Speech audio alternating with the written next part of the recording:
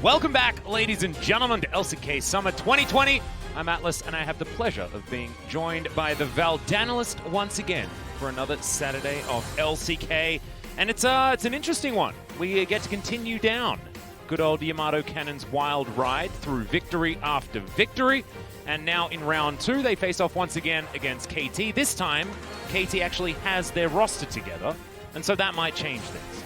Well, we're hoping it does for KT's sake. Otherwise, it might be another 2-0 stomp like it was last time when SANDBOX faced off against this team. SANDBOX facing off against a team that went on their own gigantic streak of wins in spring, if you remember. Yeah. KT was able to do that. So it's kind of interesting, the two teams. I think they're pretty evenly matched, but KT, after their loss to T1, did not look very happy. No. There's a lot of discussion even on stage that was going on that was a little bit, Monka-esque in my mind. And yeah, definitely didn't look good. And I just wonder where their head is at coming into this match, because if they want to even have a chance at making playoffs, they have to try to do better and at least beat SANDBOX. Yes, absolutely. And Tucson making his re-debut didn't look fantastic either. I think having a couple of weeks off definitely didn't do him too many favors. But two teams with the opposite momentum, like you were talking about. KT did this in spring, but now it's SANDBOX's turn. And they're facing a slump after they took down DRX. And they did take down DRX with Smeb's support. That did happen. That was the one loss that DRX had. They beat Damwon after that. It made absolutely no sense. So I don't know necessarily what to make of it. I think maybe we're sleeping on KT just a little bit, but they're going to have to actually change our minds because SANDBOX are looking like they're on a tear. And they've already taken down KT along the journey of Yamato's wrath.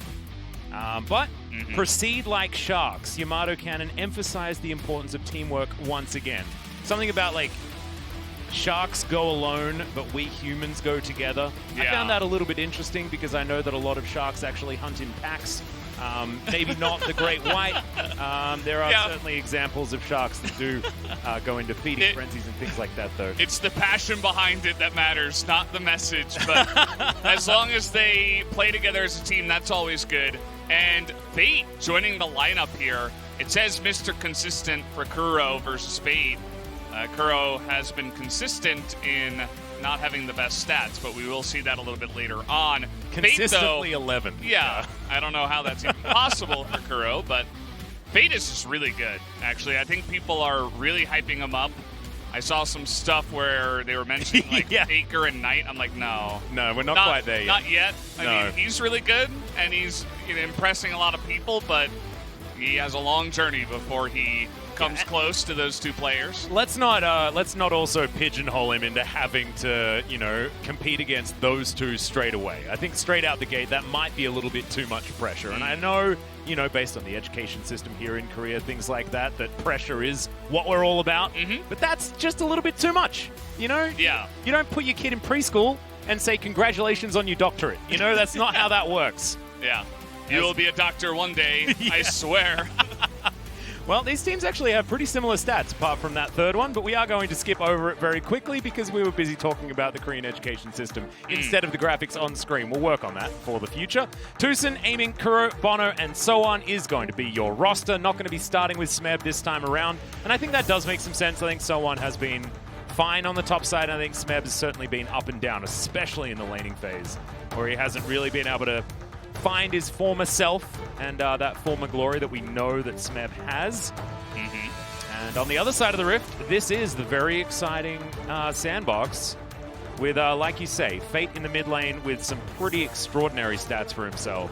This young gentleman has been getting work done, and I think that Root really has been stepping up. Gorilla just played his 4,000th game, which is he reached 4,000 assists. 4,000th game would have been games. Yeah, that would have had to include solo queue, I think. That would be absolutely ridiculous, but no. Maybe you're from the future and you've seen it already, and you're just letting us know. That's one hell of a career. Imagine getting to 4,000 games. No, 4,000 assists, pretty impressive. But I was talking about Root. His stats look terrible, but he has been picking it up since the win streak began. I mean, this includes their 5 losses against really good teams here in the LCK, so it's difficult. But then you look at the other side at Aiming. Even after their loss to T1, he is still up at the top for all of these stats. I mean, he was up there up against T1, and we had the aiming versus Teddy, CG come out, but now it's aiming versus Root, and he's still up there towards the top. A lot of it is percentage and what you can do with the amount of gold that you do have and stuff like that. We're not actually going to show the Kuro stats here on the screen, so you guys can take our word for it. They're not very good. Yeah, I can let you know. Currently, you've got Fate sitting at, as far as KDA, he's second at 6.7. Second to Showmaker, who's like sitting at 18 or something ludicrous like that. Yeah. His DPM is first at 618 for Fate, of course. He does 33.5% of his team's damage, which is why Root's stats are so low, to be perfectly honest. And his damage per gold is almost 150%, which is like an Ezreal stat. That's like almost really as much as silly. Aiming's, Exactly. It's just stupid. But then you've got Kuro on the other side. He's got the 8th highest KDA at 3.1. He's about half the DPM at 11th place, sitting at 370. 11th on the damage percent at 21%, and only 102.1 as far as damage per gold, and that is also in 11th place. So Kuro certainly not quite finding the form that he found even over in China, right? Like when he was over there, he was certainly a standout player in the mid lane and has yet to really get himself together. So we'll see. You can see Akon behind them there, and we're going to need to see better out of KT. I know Harai has been able to turn his teams around in the past. I know he did that for Kingzone last year, now DRX. But this is going to be a tough task. Maybe not against SANDBOX. We'll see whether this is where the bounce back is going to begin for KT as we move into round 2. And they'll be on the blue side here. SANDBOX get to wear their correct colors this time. And blue side has been favoring teams a lot of the time. As Trundle is banned, and Karma is banned, and Kalista is banned, and they're coming through real fast. Yeah, I like the Karma ban. I feel like that's the new Varus on red. It's like you can't let them first pick Karma. It's not okay. Top Karma right now in the LCK is 8-0. Her stats on other lanes are also really good. Yeah. So it's just too good. It's too flexible. It provides too much to your team right now. It's a bit overtuned in pro play, and I don't think we're going to see it for a while here. You know what we will see? Either an Ezreal ban or an Ezreal first pick. That's what we're going to see. Yeah, it's aiming. Set is likely to be banned here because we love banning Set.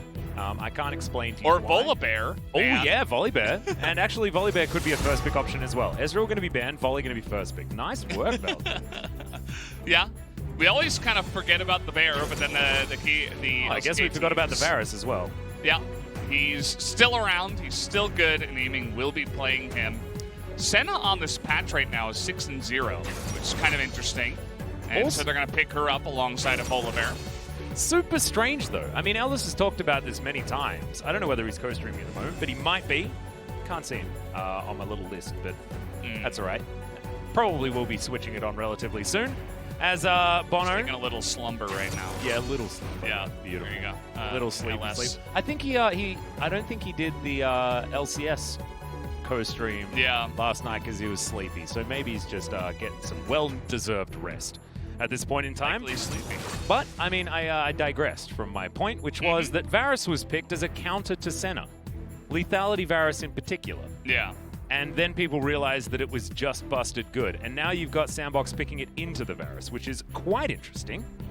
Yeah, I don't know about that. I mean, like I said, Senna is showing good numbers, but that doesn't take away from what you said and how that does seem to be a counter matchup in favor of the Varus. Kuro's going to play his first game of Zoe here, which is pretty exciting. Zoe is also very successful here. There's a lot of top mid laners in the LCK that are just disgusting on this champion. We have extraordinary Zoe players here in the LCK. You just go down the list and everybody can play it. I mean, Chovy, Showmaker, Faker.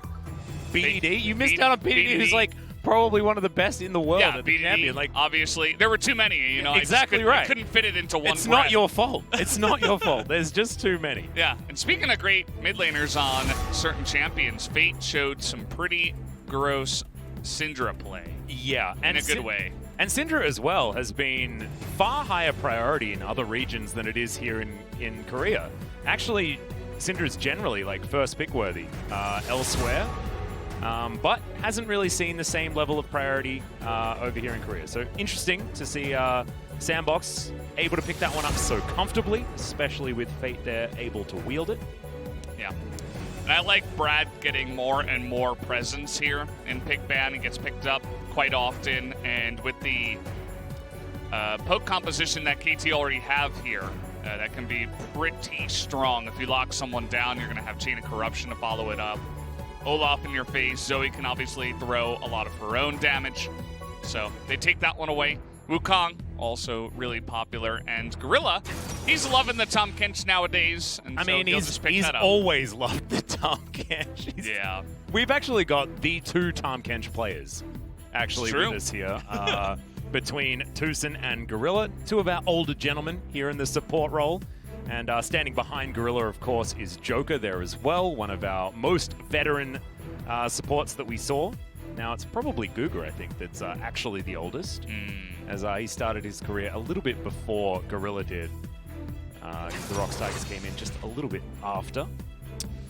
The Jace got totally ignored in pick ban. I liked the Bard ban. I liked the Kennen away from Sohwan, and it's seeing a lot of play nowadays. But now you're going up against Lethality, Varus, Zoe, and Jace, which is like, I mean, what is Volibear? Worst nightmare. What is Volibear going to do? Senna's going to be outranged. Tahm Kench obviously is just a sitting catfish. And they were also hovering the Blitzcrank, which is seeing more and more play as kind of the wild card pick that LS was talking about. And you get one grab onto a Senna or onto a Syndra. The Devourer's not going to get there. Yeah. You can grab the Tahm Kench and then he's just going to be useless and the rest of your poke is going to rain down. So I completely agree. As Summit just says, I don't care what the rest of this comp looks like. I'm winning my lane and I'm picking up the Lucian. Don't just make sure that we aren't thinking back to last time we saw him play the top Lucian. Because it was... I already erased that from my brain. Yeah, good. I apologize for reminding you. It was not great, guys. Yeah, certainly not really working out here. Should be a fun top lane at least. I mean, it's going to be very...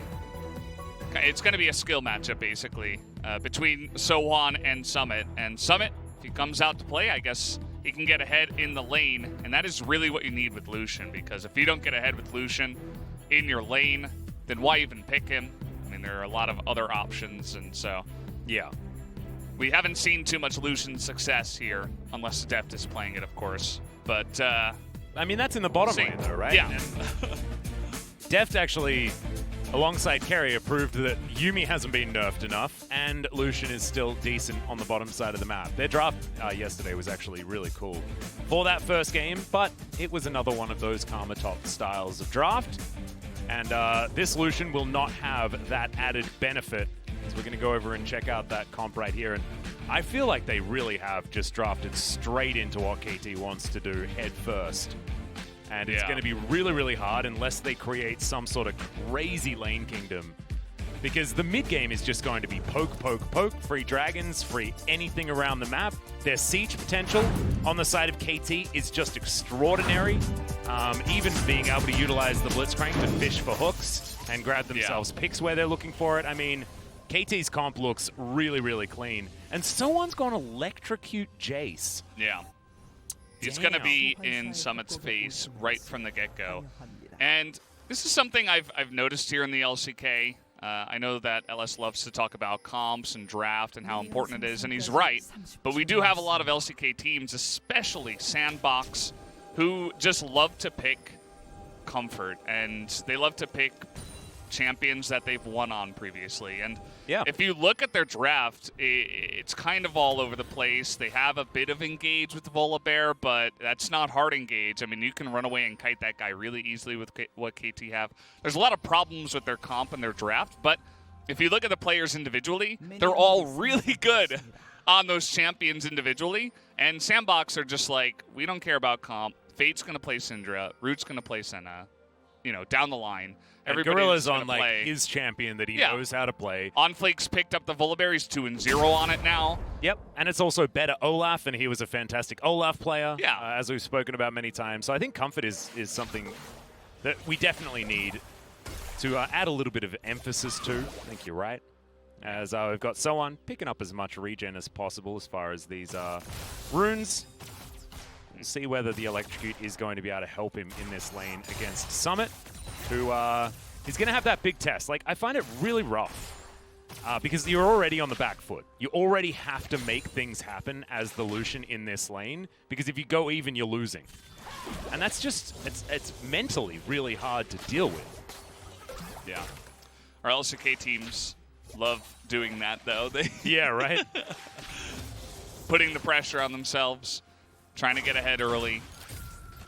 And, yeah, we'll have to wait and see how Tucson's Blitzcrank is. We have some great Blitzcrank players. Effort immediately comes to mind when I think about Blitzcrank here. Oh, here are the stats that we were talking about. Oh, they were just going to put them up later. Yeah, so I read them all out, and now here they are. Yeah. Oh, well. That means I guess we don't need to talk about them right here. You guys can see them. All of that farm. You know, just digest them a little bit and maybe think about how you feel about that after looking at them. Yeah, that's a monk ass experience. But Root and Gorilla, they're going to be pretty happy down here on the bottom side. Yes, Aiming and Tucson should be able to find themselves some advantages. But the laning phase of a Blitzcrank isn't super fantastic, never really has been. And we'll see whether the gank setup is going to come in as Bono. He's sinning. He's looking to get down here towards the bottom side and see whether Tucson can land himself a hook. And it looks like Rift Scuttler going to be the first option. As OnFleek up towards the top side, not going to be spotted by anyone, but of course, the Lucian has hard shoved the lane. So no issues there. Summit 0 and 2 is the main culprit for the losses on Lucian on the top side of the map. Yeah. Here in the LCK, we've only had 4 games. He's won 1 of them. Can't quite remember who that was, because I just don't even like talking about top. Yeah, we don't. We don't enjoy our top Lucians here. We, yeah, the less the better, I suppose. And both Olafs, regular Olaf and then Furry Olaf, they just went for full clears into Rift Scuttle, and just going to be farming this one out. I feel like the mid lane can get really dicey. Obviously, Zoe and Syndra both have ways to open up fights and look for picks, and you know, with a couple of champions that struggle with hard engage but are great with follow-up, I feel like both Volibear and Olaf could look for ganks there. So other lanes, I think top lanes can easily over-push and try to get too aggressive. You know, the Lucian and the Jace both very good at that, so maybe some opportunistic ganks there. But for now, OnFleek just warding down on the bottom side of the map. Yep, he's going to make sure that that dragon isn't going to be freely taken here in 25 seconds time. Might be where Bono wants to go. Our Olafs do very much enjoy that. There's a bit of a stun comes down onto Tucson. Not sure whether he threw out a hook because it wasn't on screen. Gorilla went down to about half health, so maybe that one actually landed. As Root relatively low when it comes to mana. And they are pushing this lane forward. Bono is spotted though, so no issues there, as the Raptor camp is where OnFleek is. So Bono's going to be able to find himself a bit of control for his bottom lane. See whether he does actually walk into this Dragon Pit, show himself, as you can see OnFleek moving all the way over there. And he does find that ward. And both of these Olafs are really good at taking the early dragons. I think that Olaf is a bit better than the Volibear. That's one place where he has the advantage over the other jungler.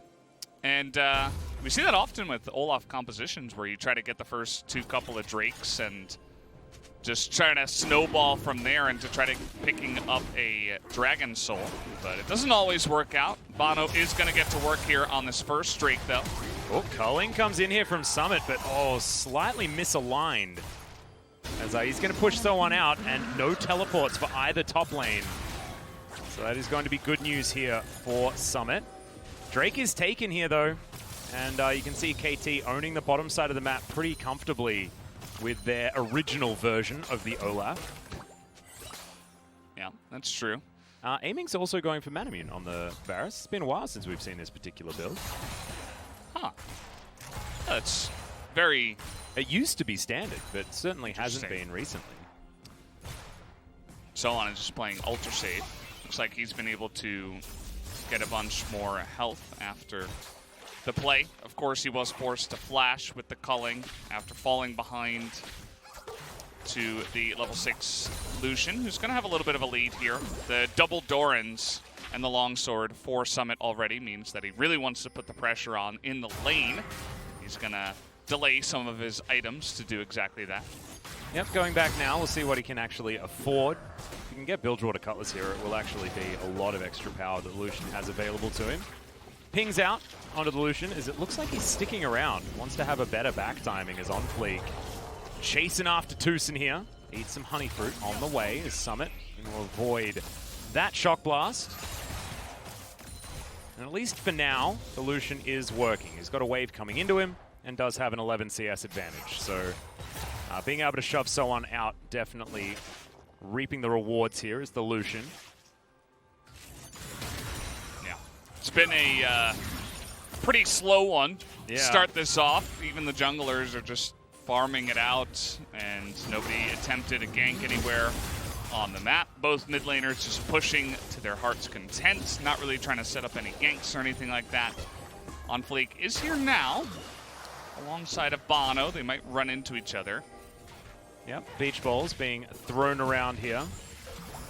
Is Fate going to avoid Kuro for the moment, but there's the force of will.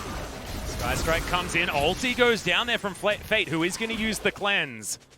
But Kuro's flash now on cooldown, he has to go back home. Bono gets there in the nick of time, no first blood. However, still an advantage to SANDBOX. Yeah, I don't know why he flashed. That was very confusing to me.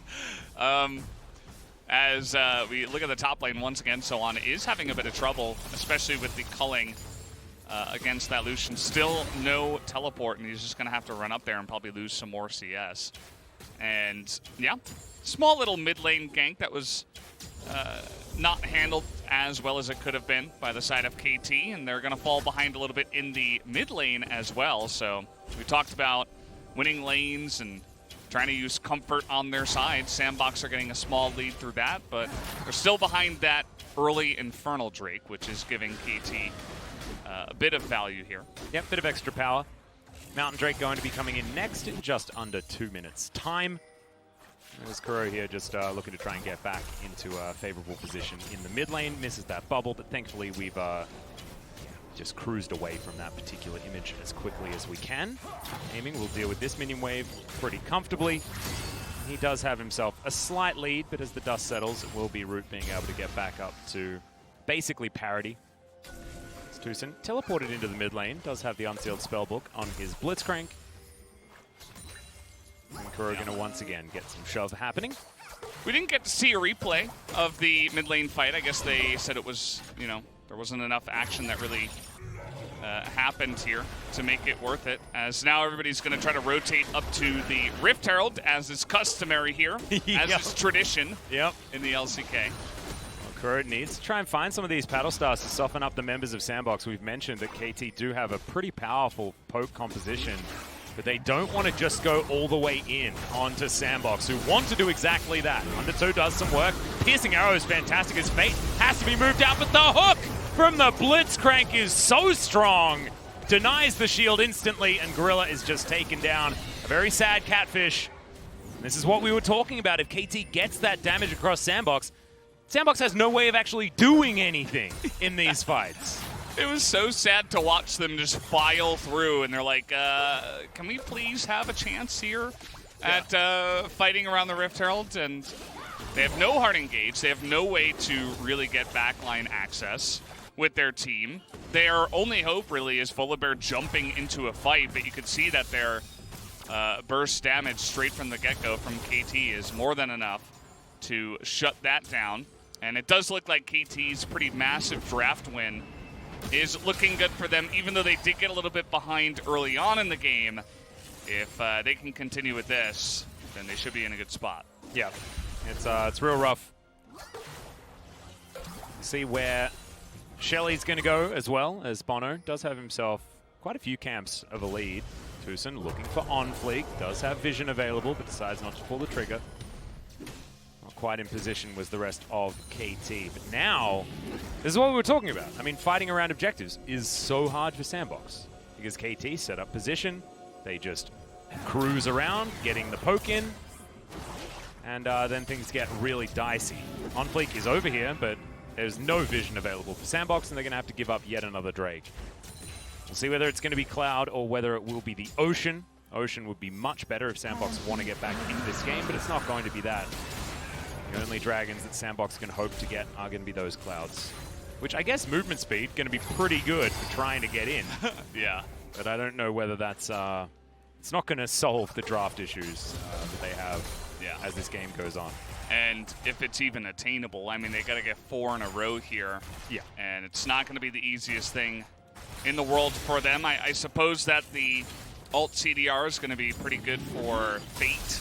And even Summit, you know, they get some poke of their own. But I mean, Gorilla to a certain extent as well, being able to get around the map a little bit more effectively could be good. Yeah. And at the same time, though, I feel like the Cloud Drakes are pretty good for KT. We talked about Blitzcrank and his, it's like a super, super low CDR that he does get on his ultimate. Yeah, true. Cloud Drakes. And this is, look at how desperate they are to get into this fight. And then it's like, oh, Summit can't do damage, Fate can't do damage. On Fleek is desperate to engage. Just gets, you know, Gorilla into a bad spot after taking half his health and damage. And that was about that. I mean, they weren't even able to stop the Rift Herald or smite it away or do anything like that, so it definitely was a big loss for SANDBOX in that fight. Yeah, we'll see whether SANDBOX can continue to at least utilize their lane positioning to try and get something done, because in these sort of broken up skirmishes, that is an opportunity for them, and Summit is crushing this lane, as he's supposed to. On this Lucian, ahead of the clock as far as farm is concerned, highest in the game. Talking about highest in the game, it's aiming with over double anybody else on the map. Ooh. Who's going to get this turret first? It's going to be Lucian and Volibear up in the top side. All right, yeah, that's good news. Fate's also going to come on over here, grab himself a turret plate, but Root's not going to be able to offer anything back. So trying to find an opportunity. Shelly's going to get a second charge into the inner turret before she's taken down. And a bit of a swapsy going to come forward here as Summit with his 25 CS lead is looking to continue the pressure. Does have his Phage. Looks like it's going to be Black Cleaver once again. And will help Senna's damage, I guess. But I don't know what LS would have said about going for that item. Essence Reaver might have been also equally as amazing. Yeah.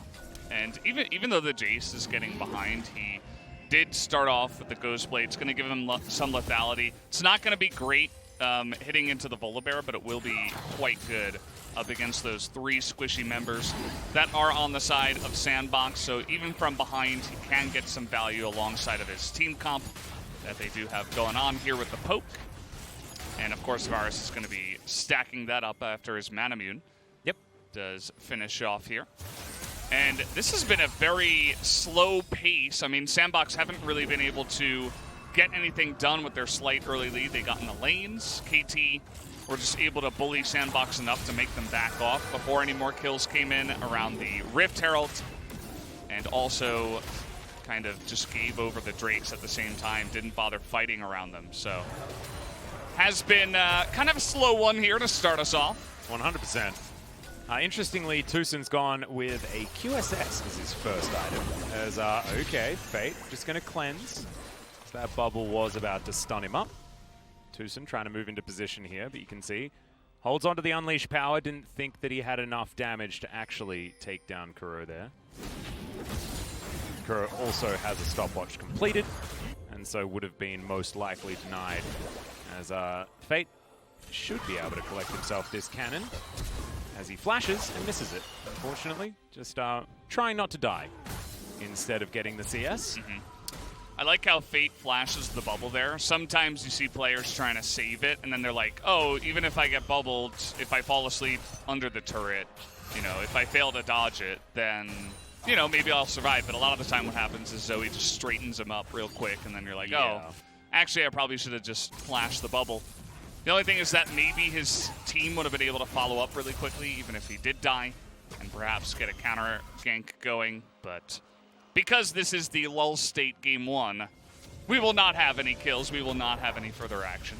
It is 100% that right now, as KT are just slowly pulling ahead. And if SANDBOX don't actually find some plays, then it'll just continue going like this, and then it'll be a dead Nexus.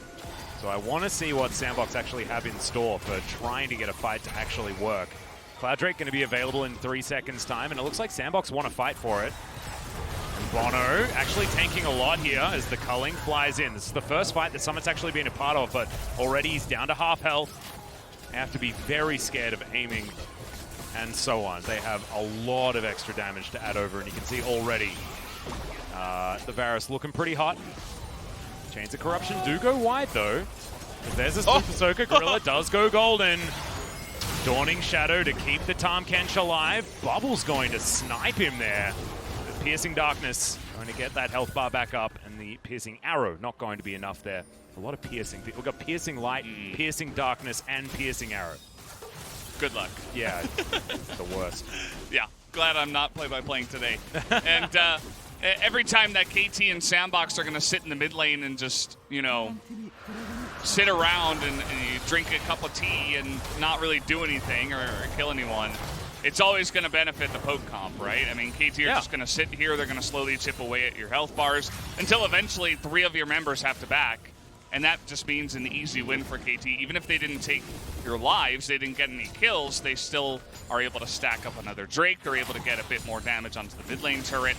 And overall, just the slow creeping snowball is continuing to go here for KT. And I mean, there's a lot of teams that could potentially be happy with this situation, right? And certain compositions that are going to be all right with it, but I just don't know where SANDBOX's comp gets better, unless you're like talking about an ultra late game with a center that's got a bajillion stacks and can one-shot everyone. I just don't think that that's going to happen, right? And also, when's she really going to be in comfortable range of any of these KT members? Aiming's just going to be raining hell on top of this center. And they only have 1 Executioner's Calling now, but it'll be double Mortal Reminders. And the healing coming through from the center is going to mean basically nothing the more this game goes on. I mean, Hail of Arrows was already there. It's just real rough. These guys, and I know we've been talking down to what SANDBOX have been doing whilst they've been remaining pretty even on farm, on gold, sorry, but this doesn't even really seem to matter as we have a look once again at this fight where nothing really happens. Yeah. Is it really a fight, you know? Yeah, right? It's like a failed engage. They're able to get the Olaf to disengage. He doesn't even flash unless that's a spectator bug. And Gorilla flashed in to absorb the hook. That was actually sick. I didn't even notice. Yeah. I thought it was like a thread the needle. Yeah. So finally here in the replay, we get to see exactly what happened. Gorilla, the support basically. He's always going to be there to sacrifice his life for his team. Hero. And he did have the stopwatch. Didn't look like anyone else on his team had it, so definitely was the right play at the end of the day. Did Gorilla try to devour it while Fate was force of willing it? And it went... Yeah. That's a technical term, by the way. Uh-huh. Yeah, it's a bit of a yo-yo situation. I hope we get a replay of that one. That's, I think, the most exciting thing that's happened so far this game. At this point, yeah, maybe we can watch some of the replays from LCS earlier today or something. Yeah, like maybe. That, you know, it's like, by the way, in other regions, while the game's going on, we could just replay one of the Darmon or DRX games from yesterday as well if we want to. That's not true. I'm sure they're going to. We just need to talk about some vanilla ice cream. Like Do you like ice cream cake? Yeah, I am. You know that cake I'm a bit of a fan. It depends what one it is, because of course you can get like really good ice cream cake, and then you can get like the stock McDonald's birthday ice cream cake, which is just pretty awful. Not a big fan of that. It's like the ice cream that doesn't even taste like ice cream. Yeah, it's kinda like just frozen solid at the same time for some reason. Yeah. Good ice cream cake is great. I suppose that's where, because for me, if it's not ice cream cake, even if it's not an awesome cake, it's still okay because it's cake. Yep. But there's also like really good cake at the same time, whereas ice cream cake is either it's really good or it's just like trash. My mom used to make a like Christmas pudding ice cream cake for Christmas. Christmas pudding? Yeah, and it was actually amazing. It's got What like is Christmas pudding? It's got like fruit in it, sort of like a fruit cake, but it's like with custard. you normally have it just a regular Christmas pudding. Yeah. But this Christmas pudding cake didn't have the custard, it had ice cream instead, and it was actually just amazing. That's interesting. Yeah. Yeah, my grandma always used to make this cake with the homemade whipped cream. That was always really good. Oh, yeah. Oh, it's so amazing. You could it's just like regular sponge cake, but once you get the whipped cream in, it was like just amazing. My grandma used to make a lot of scones as well, so the whipped cream factor definitely going strong as hitbox, by the way. On good old Aiming's piercing arrow there. It's a thick arrow, man. I mean, Fate watched the arrow go past him and then took damage from it. It was very strange. But now we've got Tucson looking for a hook. Does find the Tahm Kench once again, but the culling going to be eaten mostly by that minion wave. Summit desperate to try and actually get some auto attacks here as Fate in a bit of trouble. Unleash power just thrown out a little bit prematurely there onto Kuro, who's going to land yet another bubble, and there's the shock blast. This is what we were talking about. All of this poke is so dangerous onto SANDBOX, and they're unable to actually force anything as Kuro. Look at Kuro. They're just fish in a barrel. Catfish in a barrel. Yeah. They can't do anything. Gorilla's so desperate, he's like, maybe I can engage guys. He like runs up to them. He's like, oh, wait, no. I'm level 9. I probably shouldn't be here. Yeah. And Polar Bear is even more desperate and almost pathetic in this kind of a game. He's like throwing out his poke. It's like, okay, this is not why you were picked. But he can never engage because he'll just get blown up immediately because it's not hard engage, even if he flashes in there, unless it's like a really good opportunity. And so far, KT have been doing really good at their positioning and just backing away, kiting them back, poking them all the way down. You can see how they just kept that kind of phalanx into the concave, into the river, as SANDBOX were like desperately trying to get a fight started. But it just didn't happen, so another free Drake comes in here for KT. That's Cloud Soul now, just simply picked up without much pressure from the side of SANDBOX, and we're still 1 kill at 24 minutes. And I mean, if, okay, On Fleek going to look for Kuro here. Red buff going to be burning down, but he misses the ulti. Dawning Shadow flies by, but Kuro is going to be all right. And it looks like On Fleek's just going to have this turned on him. Aiming picks up the second kill of the game pretty comfortably, is now Tucson. He's going to get snared, but immediately QSS's that one away. Tries to run as there are exhausts traded on both sides. It takes them a while, but SANDBOX gets their first kill. Root now going to get devoured. Teleport in to this turret here. As Aiming going to look for another piercing arrow. Flashes out as now Soan getting on top of Gorilla to the sky is going to be avoided. Gorilla's going to need to eat some of that gray health though as Summit flashes to get himself out of the way. Kuro with a flash picked up himself, but the shock blast not going to land. And after the portal jump, Kuro's unable to find his target. So SANDBOX, they get a kill. Which is pretty cool. The Summit looking for Bono. Culling flies in. Now Summit's going to have to get out of the way. Gorilla going to gobble up center, and they're going to lose their inner turret. So despite SANDBOX trying really hard to do stuff, none of the stuff that they're doing actually matters, really. No. Yeah, pretty much. They're desperately trying to find fights and desperately trying to engage, but none of that is really happening. And it wasn't the cleanest follow here. I don't know why it's so hard for these players to find kills.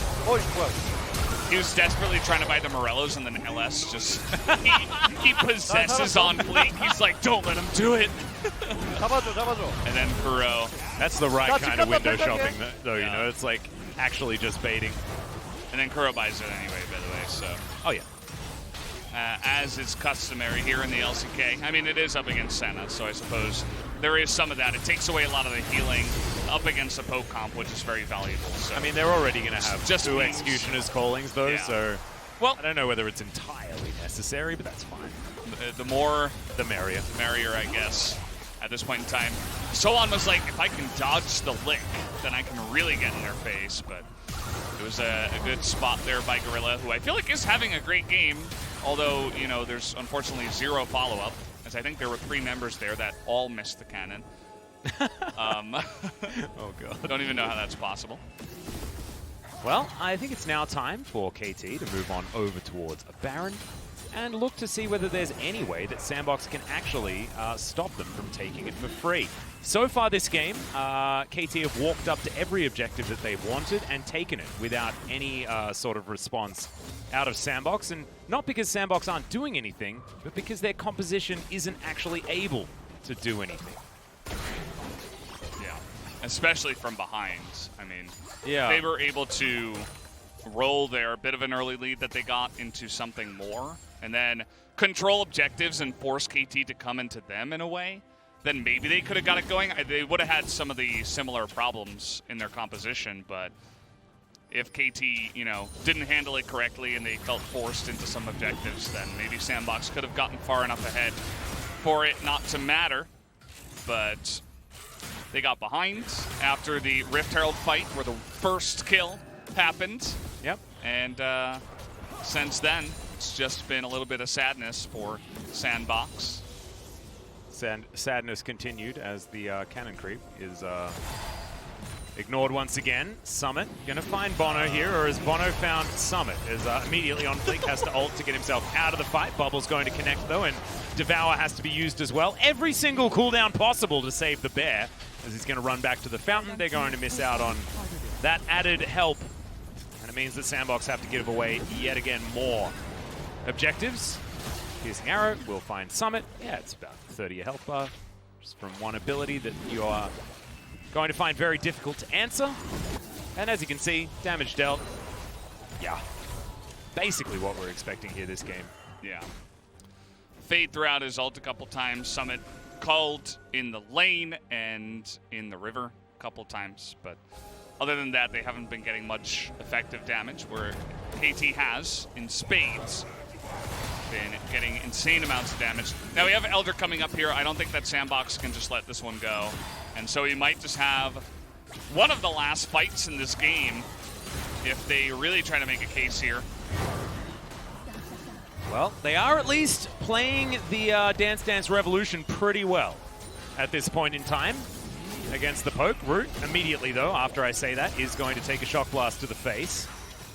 Summit does get over here. Some vision able to be put down here by SANDBOX, but they have to avoid the bubbles.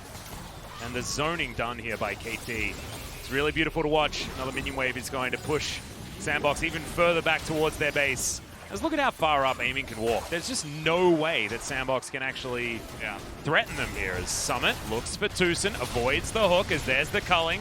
Bono just eats it. And they're not really going to be able to do too much, as another bubble going to connect here from Kuro. Having a much better performance here today, as Root will have to go back home. He has teleport. Yeah. As Summit at least patrolling the river here. But now he's 1 versus 5. It's going to be quite difficult. He's so desperate to get anything done. I mean, he's the only person on his team that has any damage in the, you know, quote-unquote team fight. I wouldn't even call it that. Oh, goodness. Okay, here's a Chains of Corruption. On Fleek going to be down to pretty impossible health levels if he's actually going to try and get in there and start something. And this is exactly how KT is supposed to play this composition, right? It's all about denying SANDBOX any ability to actually enter a team fight, let alone win it, right?